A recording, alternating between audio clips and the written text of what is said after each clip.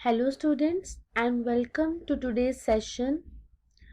बच्चे, इससे पहले की स्लाइड्स में हमने टू किंगडम क्लासिफिकेशन को डिटेल में पढ़ा और हमने ये पढ़ा कि फाइव किंगडम क्लासिफिकेशन जो आई थी उसका क्राइटेरिया क्या था। आज हम जहां से स्टार्ट करेंगे it will be advantages of five kingdom classification.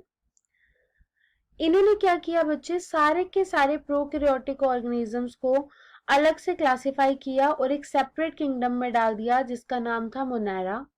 Since हमने बात की है, इन्होंने 5 किंगडम्स में जो डिवाइड किया था वो थे Monera, protista, fungi, Plantae and animalia.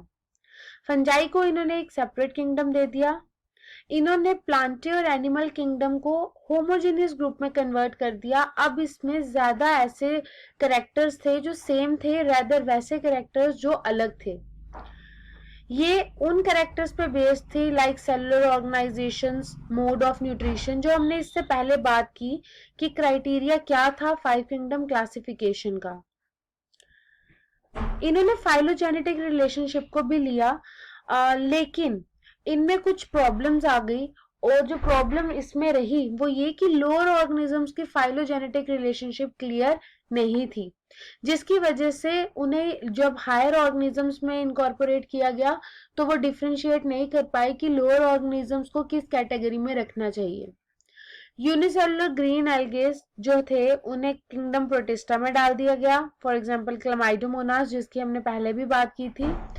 Different types of autotrophic and heterotrophic organisms को हैव बीन पुट टुगेदर, उनको इकट्ठे दिया गया into kingdom Monera and protista, जिसकी वजह से वो कहीं ना कहीं पे दोबारा से हिट्रोजीनियस ग्रुपिंग में आ गए।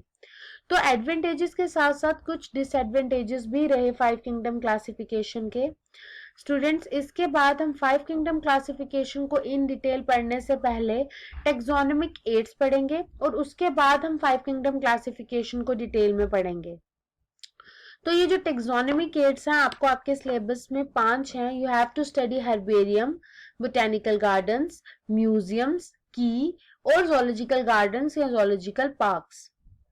अगर मैं बात करती हूँ टेक्सोनोमिकल एड्स की, जैसा कि इसका नाम ही आपको बता रहा है कि ये टेक्सोनोमी में हेल्प करेंगी और टेक्सोनोमिक स्टडीज बहुत जगह पे species of plants, animals, organisms को यूजफुल करने में हेल्प रही है इन एग्रीकल्चर, फॉरेस्ट्री, इंडस्ट्रीज, और इन सबको बायो रिसोर्सेज कहा जाता है।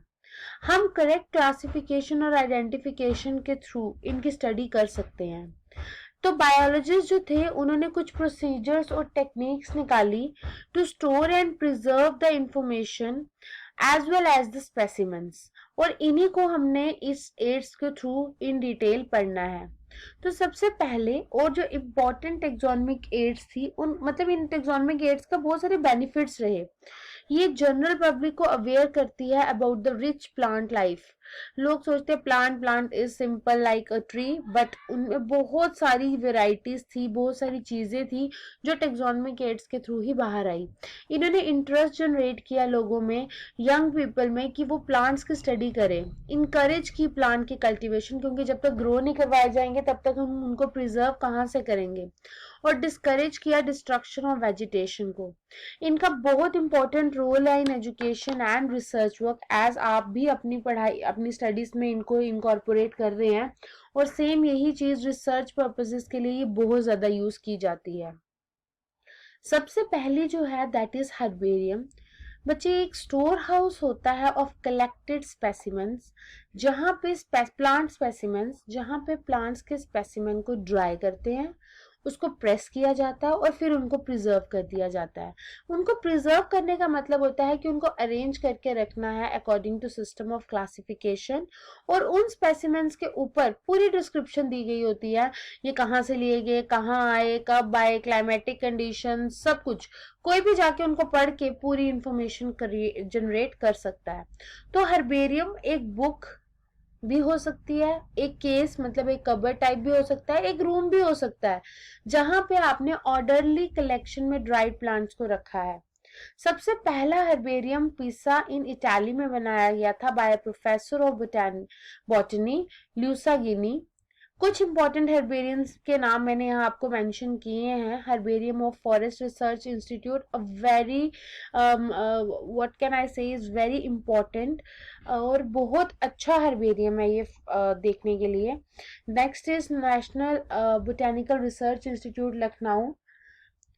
लार्जेस्ट हर्बेरियम हमारी कंट्री में जो है that is central national herbarium Kolkata में है।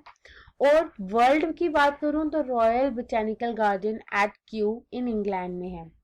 तो कैसे बनाया जाता है ये हर्बेरियम, कुछ स्टेप्स हैं इसको बनाने के लिए। कलेक्शन ऑफ स्पेसिमेंस, इसके लिए फील्ड विजिट्स की जाती है और फील्ड विजिट के दौरान कुछ टूल्स यूज किए जाते हैं जिनकी डायग्राम मैं आपको अभी दिखाऊंगी, और उन टूल्स की मदद से हम लोग स्पेसिमेंस इकट्ठे करते हैं। ये जो कलेक्टेड स्पेसिमेंस होते हैं इन्हें एक बॉक्स में रखा जाता है जिसे वेस्क्यूलम कहते हैं, ताकि इनका मॉइस्चर खराब नहीं हो, अवॉइड लॉस ऑफ मॉइस्चर नहीं हो इसमें, और डिस्टॉर्शन ऑफ एनी पार्ट ना हो, और दोनों पार्ट्स को संभाला जाता है, वेजिटेटिव भी और रिप्रोडक्टिव भी। आप एक फील्ड नोटबुक साथ में लेके जाते हैं जहां आप पूरी रिकॉर्डिंग रखते हैं, ये कहाँ से लिया गया है, वहां का क्लाइमेटिक कंडीशन क्या था, ये कहाँ ग्रो करते हैं, वहां की सॉइल क्या थी, ये सब इंफॉर्मेशन रहती है। और सफिशिएंट नंबर आप स्पेसिमेन का लेते हैं, ऐसा नहीं है एक ही ट्विग आप लेंगे, आपको 5 to 6 लेनी पड़ती हैं। अगर आप उसका कोई लीफ ले रहे हैं तब भी आप 5 to 6 ही नंबर लेंगे, इससे ज्यादा भी ले सकते हैं, पर सफिशिएंट नंबर आपको लेना, ताकि अगर एक खराब हो जाए तो आप दूसरे को यूज कर सकें। ये कुछ टूल्स हैं जो यूज किए जाते हैं, कुछ कटर्स, ड्रिगर्स, वेस्क्यूलम भी यहाँ पे एक दिखाया गया है बॉक्स, इनको प्रेस करने के लिए, और इस तरह से हर्बेरियम शीट जो है वो फॉर्म की जाती है। Next we have drying and pressing, इनको ड्राई किया जाता है बिटवीन फोल्ड्स ऑफ पेपर। इन पेपर्स को रेगुलर इंटरवल के बाद जो है वो चेंज किया जाता है ताकि इसमें फंगस ग्रोथ ना हो। लीव्स को हम दोनों साइड्स पे शो करते हैं, कुछ को हम डॉर्सल साइड पे रखते हैं और कुछ को हम वेंट्रल मतलब अपर एंड लोअर साइड पे रखी जाती हैं। Then is mounting of specimen, फिर इनको हम हर्बेरियम शीट्स पे लगाते हैं, प्रॉपर पिनिंग करते हैं, और फिर इस पे फंगिसाइड्स और पेस्टिसाइड्स डाले जाते हैं ताकि ये काफी देर तक ग्रो, वहीं पर sorry not for growth, for not the growth of fungus and pest. And next we have labelling, label किया जाता है इसको right hand corner at the bottom of herbarium sheet. तो इस तरह से हर एक चीज उस पर लिखी जाती है, ये कहाँ से लिया गया है, नेम क्या है इसकी, फैमिली, लोकेलिटी, हैबिट, इसके इकोलॉजिकल नोट जो आपने वहां निकाले हैं, डेट ऑफ कलेक्शन, किसने आइडेंटिफाई किया था, क्या नंबर है, कितने ऑल्टीट्यूड पे रहा, और कलेक्टर के सिग्नेचर यहाँ पे रहते हैं। तो एक पूरी बुक टाइप यहाँ पे बनाई जाती है। नेक्स्ट वी हैव स्टोरेज, इन शीट्स को according to system of classification store किया जाता है और फिर इनको मेटालिक कबर्ड्स में रख दिया जाता है। स्टोरेज प्लेस जो है उसको हम डिसइंफेक्ट कर देते हैं ताकि कोई भी पेस्ट वहां पे ग्रो ना कर पाए। तो इस तरह से पूरा हर्बेरियम बनता है। ये सारे स्टेप्स बहुत इंपॉर्टेंट है, और इम्पोर्टेंस क्या है इसकी, ये नॉलेज देता है हमें प्लांट टेक्सोनॉमी की, ये ट्रेनिंग प्रोवाइड करता है। अगर कोई इंटरेस्टेड पर्सन, गार्डनर्स को ट्रेनिंग मिलती है, डिगर्स को ट्रेनिंग मिलती है, देन माउंटिंग के लिए चीज़ें जो लानी नहीं है उस पर ट्रेनिंग दी जाती है। ये एक बेस्ट स्टोरेज प्लेस है फॉर द प्रिजर्व स्पेसिमेंट्स, और ये पूरी इंफॉर्मेशन प्रोवाइड करता है अबाउट प्लांट लाइफ।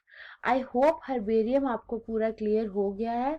आगे आने वाली स्लाइड्स में हम आगे के जो टेक्सोनॉमी केट्स हैं उनकी स्टडी करेंगे। Thank you.